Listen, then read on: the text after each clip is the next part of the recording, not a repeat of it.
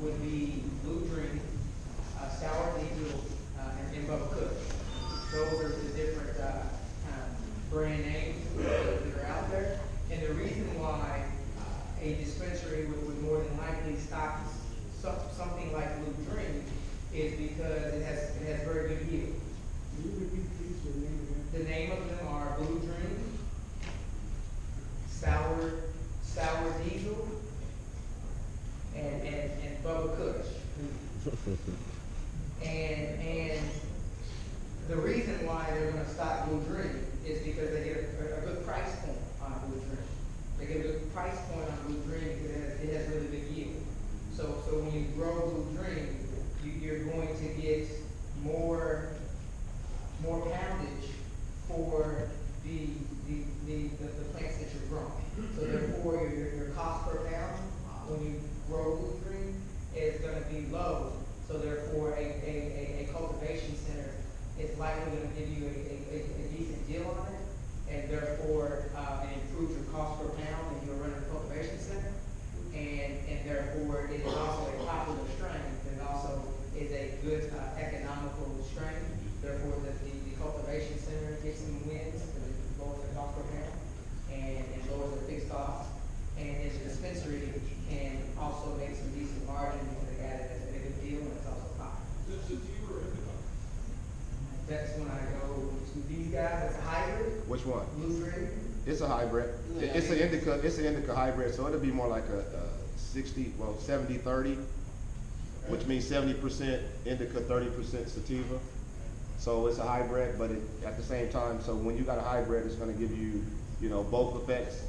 That's something that I've told you we don't recommend for a person with ADD, ADHD, because it's going to have them, they still get the indica, but we don't want them to have too much sativa, So then the reason why Blue Dream is a strong yielder is because it's mixed with a sativa A that's crossed with blueberry indica.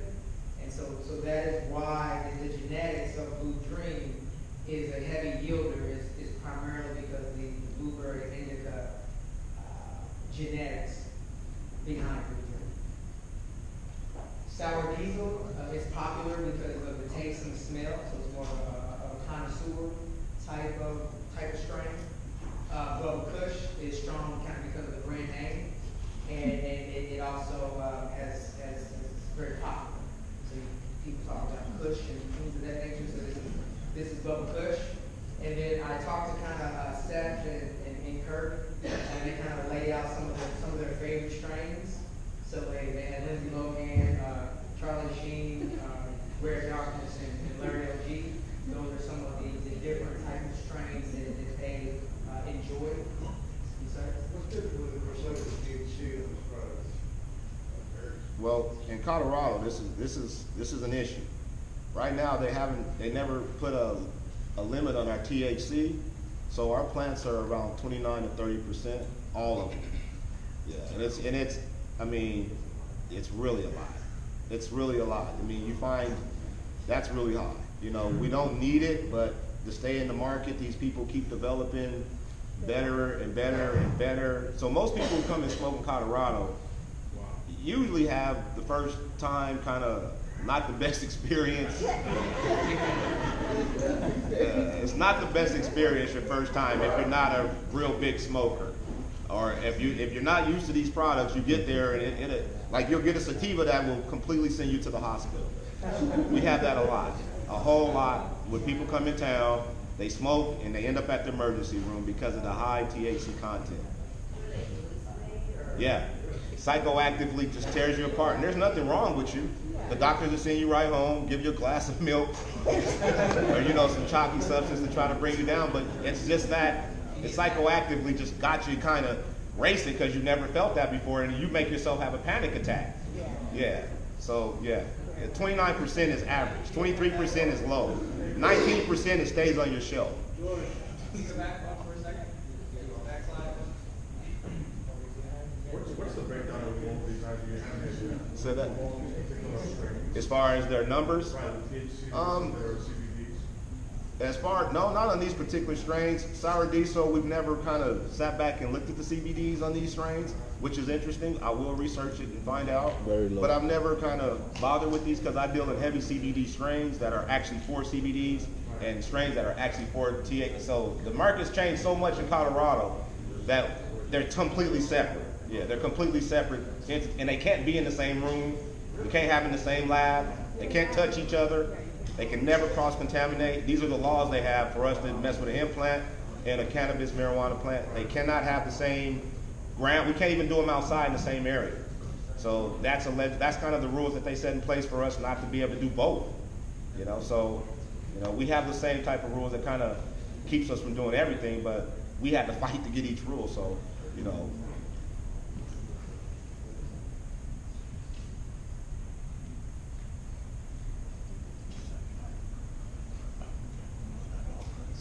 Okay, so,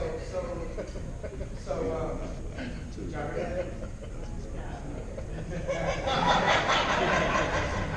So real quick, we're gonna talk about marijuana marketplace pricing or cannabis marketplace pricing. So, it's really hard to really determine how pricing shows up in the marketplace. There are certain avenues. So I'm gonna do some plugs real quick. So right now, like ArcView, look for investments and start and funding. Just right there on ArcView, that is a resource that you can utilize. It sometimes has different marijuana reports. There's ArcView, ARC.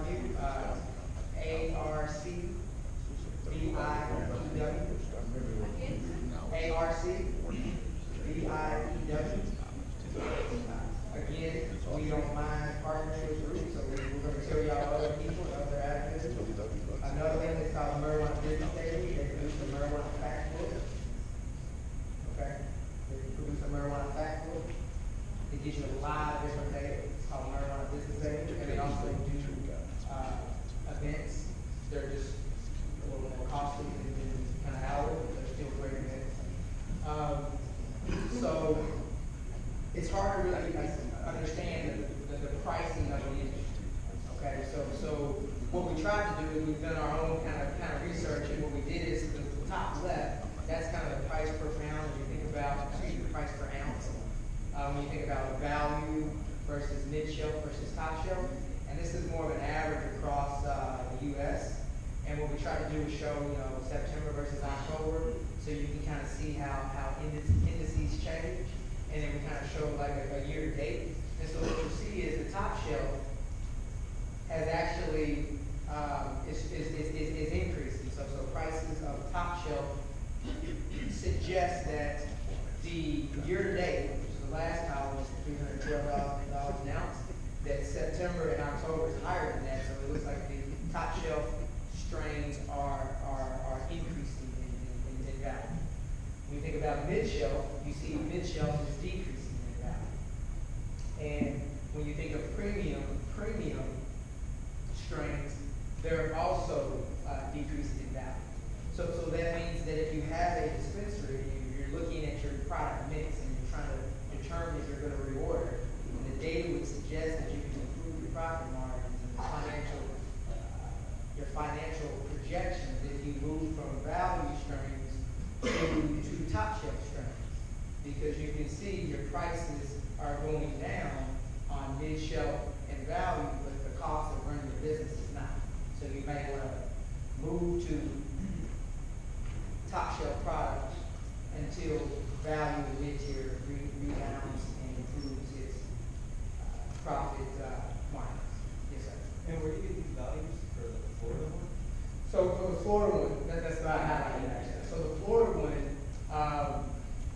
we got these values from a lot of different resources, like different fact books, different researching data. But then we also, Seth and Kirk they monitor in a way where they have their ears close to the industry, and so it's kind of more of a triangulating a lot of different data sources. This is more like an average that has been reported. It's not. This is more of a top line type of view, not necessarily meant to say that is what happens. That is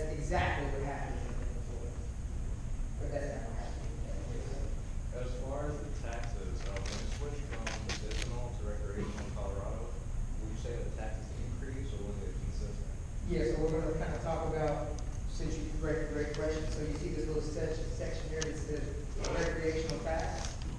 So recreational, most people in Colorado, Seth, let me try to say this right. Most people in Colorado are really attracted to the recreational market, but the recreational market does incur incremental tax that the medical market does not. And therefore, there's a special retail tax on recreational cannabis.